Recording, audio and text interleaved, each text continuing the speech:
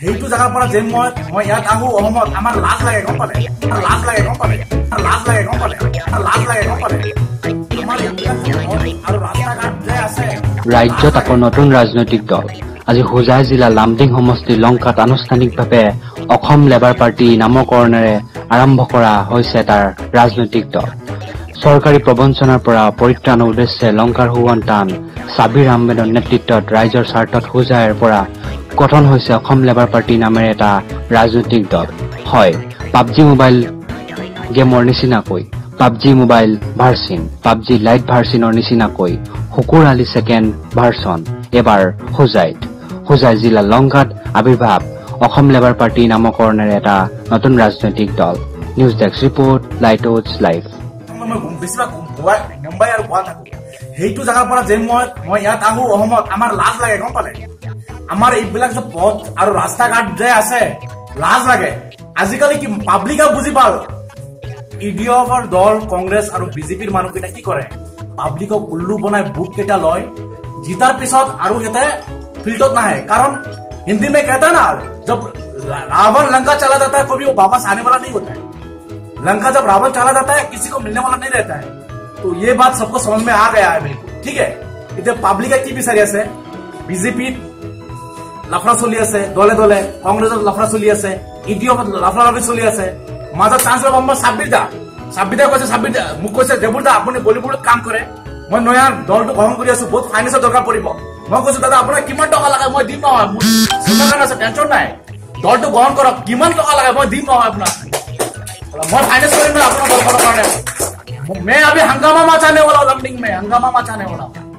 मैं কৈছো যিমান ফাইনেন্স লাগে টকা লাগে মই দিম আপুনি দলটো গঠন কৰক আমালোকৰ সাবিৰ আহমেদ গুৱাহাটী হাই আপোনাৰ পৰা থ্যাংক ইউ সো মাচ কৈছো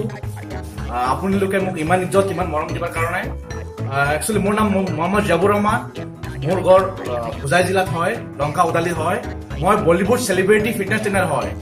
সুমা খানৰ যে জিম আছে বলিউডৰ সুমা খান তাৰ পাৰ্সোনাল বডিগাৰ্ড আৰু সেলিব্ৰিটি ট্ৰেইনাৰ হয় আমালোকৰ লেবাৰ পাৰ্টি যেজন প্ৰেসিডেন্ট আছে সাবিৰ দা মুজত আহিল দাদা এটা পাৰ্টি বনাম আপুনি কি কয় মই কৈছো বনাব লাগে কাৰণ বিজেপি ইডিএফ আৰু কংগ্ৰেছৰ দল বেইমান জানে 2003ত কংগ্ৰেছ বেইমানি কৰিছে মোৰ লগত ইডিএফটো পুৰা বেইমান 2018ত কৰিছে মোৰ লগত বিজেপি দলটো 2018ত মোৰ লগত বেইমানি কৰিছে নয়া এটা দল গঠন কৰক মই সাবিদাক নিজে কৈছো নয়া এটা দল গঠন কৰক আপোনাক যিমান হেল্প মোৰ পৰা লাগে মই নিজে কৰিম কাৰণ আমাৰ অসমৰ ভিতৰত তেখেতসকলে দশক ধৰি ভাৰত স্বাধীন হোৱাৰ পিছৰ পৰা পিছ পৰি আছে তেখেতসকল সোশিয়াল জাস্টিস লিগেল ৰাইট আমাৰ কনস্টিটিউশনাল ৰাইট স্ট্যাটুটৰী ৰাইট এইবোৰৰ পৰা বঞ্চিত হৈ আছে গতিকে তেখেতসকলৰ যেটো সাংবিধানিক অধিকাৰ তেখেতসকলৰ যেটো স্ট্যাটুটৰী ৰাইট যেটো পাৰ্লিয়ামেন্ট মহাসভাই যেটো ৰাইট দিছে সেই ৰাইটখিনি আমি পোৱাই দিম সেইটো আমাৰ প্ৰধান উদ্দেশ্য আৰু পোৰ সেকশন পিপল পাৰ্টিকুলাৰলি লেবাৰ সেকশন পিপলৰ হৈ মাত মতা কোনো মানুহ নাই সেইটো কাৰণে আজি আমি আনুষ্ঠানিকভাৱে ৰাইজৰ তাগিৰাত আমি এটা আঞ্চলিক ৰাজনৈতিক দল গঠন কৰিছো আৰু সেইটোৰ নাম দিছে অসম লেবাৰ পাৰ্টি নামৰ আঞ্চলিক ৰাজনৈতিক দল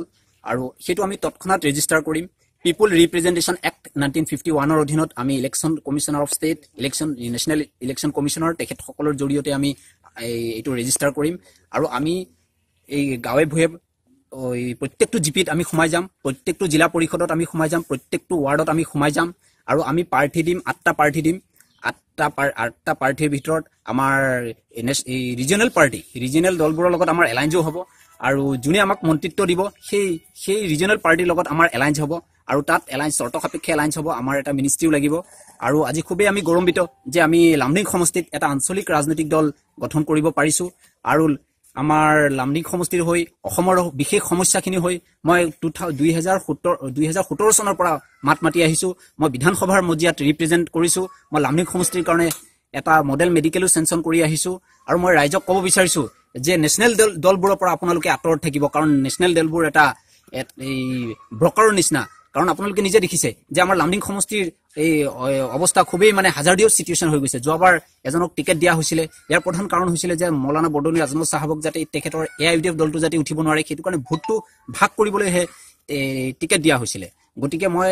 অসমবাসী ৰাইজ লামডিং সমষ্টিবাসী ৰাইজক আহ্বান জনাইছো যে গোটেই মানুহখিনি একমুখী যাতে হৈ যায় আৰু যেটো আমাৰ কা আন্দোলন আছিল কা আন্দোলনক যিসকলে ছাপোৰ্ট কৰিছে তেখেতসকলৰ পৰা যাতে আঁতৰত থাকে কাৰণ আমাৰ ভাষা সংস্কৃতি লৈ আমি কেতিয়াও ৰাজনীতি কৰিব নোৱাৰো আজি আপোনালোকে দেখিছে আমাৰ ভাষা সংস্কৃতি বিক্ৰী হৈ গৈছে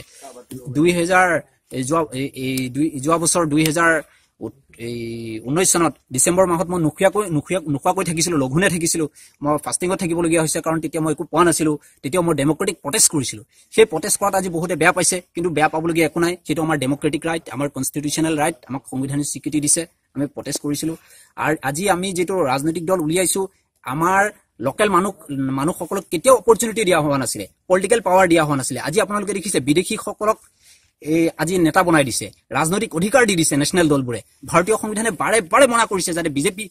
বিদেশী দলবোৰক যাতে এই সাংবিধানিক অধিকাৰ যাতে দিয়া নহয় ৰাজনৈতিক অধিকাৰ যাতে দিয়া নহয় ভাৰতীয় সংবিধানে বাৰে বাৰে মনা কৰিছে কিন্তু আজি আমাৰ বিদেশী মানুহসকল আহি আজি আমাৰ আইডেন্টিটি নাই কৰি দিছে গতিকে মই গোটেই অসমবাসী ৰাইজ গোটেই খিলঞ্জীয়াবাসী ৰাইজক জাতি ধৰ্ম বৰ্ণ নিৰ্বিশেষে এটাই আহ্বান জনাইছো যাতে আপোনালোকে একত্ৰিত হৈ যাব লাগে ইউনাইটেড হৈ যাব লাগে যদি আপোনালোকে ইউনাইটেড নহয় তেতিয়া হলে আমাৰ ভাষা সংস্কৃতি আমি হয়তো জীয়াই ৰাখিব নোৱাৰিম বৰ্তমান বিজেপি চৰকাৰখনে আপোনাৰ মাদ্ৰাসা বন্ধ কৰাৰ নিচিনা এটা পদক্ষেপ হাতত লৈছে এই সম্পৰ্কত আপোনাৰ কিবা হয় ভাৰতীয় সংবিধানে আৰ্টিকল 29 আমাক সম্পূৰ্ণভাৱে স্বীকৃতি দিছে যে মাদ্ৰাসা শিক্ষা বা ৰিলিজিয়াছ ইনষ্টিটিউচনৰ কাৰণে আমি প্ৰপাগেশ্যনো কৰিব পাৰিম তো সেইটো আমি সম্পূৰ্ণভাৱে আশাবাদী ময়ো যিহেতু এজন গুৱাহাটী উচ্চ ন্যায়ালয়ৰ এডভোকেট সেইটো কোনো কাৰণত আমি হ'ব নিদিম আৰু আমাৰ চৰকাৰৰ লগতো আমি আলোচনা কৰিম অফিচিয়ালি আলোচনা কৰিম যাতে এই ধৰণৰ পদক্ষেপ যাতে ল'ব নোৱাৰে আৰু মই হিমন্ত বিশ্ব শৰ্মা মহোদয় ক'ব বিচাৰিছো আপুনি বিধানসভাৰ মজিয়াত খুবেই এডুকেটেড পাৰ্সন আপোনাৰ নিচিনা এডুকেটেড পাৰ্সন আপুনি এজন অধিবক্তা আছিল ময়ো এজন অধিবক্তা আপুনি ৰিচাৰ্চ কৰিছে আপুনি পিএইচডি কৰিছে লৰ ওপৰত গতিকে আপুনি মই ভাবো যে বেলেগ এটা দিশত ৰাজনীতি কৰক ডেভেলপমেণ্টৰ দিশত ৰাজনীতি কৰক এই ধৰণৰ কানিং ধুৰন্ধৰ opposite to religion repugnant of religion এই ধৰণৰ যাতে ৰাজনীতি নকৰে আৰু আমি সম্পূৰ্ণভাৱে আমি চৰকাৰক বাধা দিম বিজেপি গভৰ্ণমেণ্টক বাধা দিম যদি মাদ্ৰাসা শিক্ষা বন্ধ কৰে news desk report light live